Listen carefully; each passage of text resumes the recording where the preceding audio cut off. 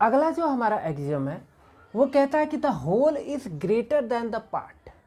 मतलब ऐसे जरा देखो, जैसे आपने कोई केक खरीदा, एक बड़ा सा केक खरीदा, ठीक है ना, एक बड़ा सा कोई आपने इस टाइप का कोई केक खरीदा, ठीक है ना, और ये है कितने का, समझो ये 1 kg का है, ठीक है ना, 1 kg का है।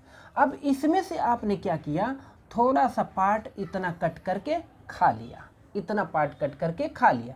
टोटल कितना था 1 kg, और खाया कितना, थोड़ा सा खा लिया ऐसा इसमें, ठीक है ना।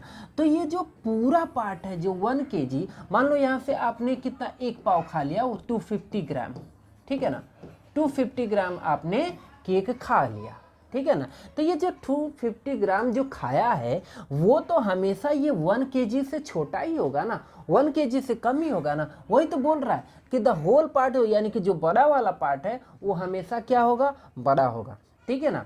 अब हम समझ लेते हैं और भी एक बेहतरीन एग्जाम्पल के साथ, ठीक है ना।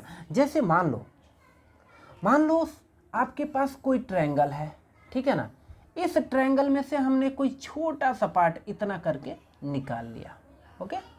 अब ये जो पार्ट है इस ट्रायंगल के टोटल पार्ट से ये पार्ट हमेशा छोटा ही होगा, यानी कि ये वाला पार्ट ऑलवेज बड़ा होगा, ठीक है ना। अब बोला सर अगर मैं इतना पार्ट करके कट करके निकाल लूँ तो, ठीक है, अगर इतना पार्ट कट करके निकाल लूँ तो ये तो इतना, ये पार्ट बच गया, ठीक है ना, और ये तो थोड़ा सा पार्ट। तो इसमें बच्चे कंफ्यूज कहाँ होते हैं, वो इसको देखने लगते हैं, जो रिमेनिंग जो पार्ट बचा है उसको, रिमेनिंग पार्ट को नहीं देखना है। टोटल क्या लिखा है, द होल इज ग्रेटर, मतलब ये जो टोटल पार्ट है ना, ये थोड़ा सा जो कुछ भी आप पार्ट लेंगे ना, इससे हमेशा का हमेशा बड़ा ही होगा, ठीक है ना। अब कुछ बच्चे सोचते हैं कि मैंने पूरा ले लिया तो पूरा पार्ट जब ले लिया तब तो पूरा ट्रायंगल ही ले लिया, या फिर जो कुछ भी है पूरा पार्ट ले लिया ना, फिर उसमें रिमाइंडर कहाँ बचा, फिर तो उसमें रिमेनिंग पार्ट कुछ बचा ही नहीं, तो कंपेयर किससे करेंगे, ठीक है।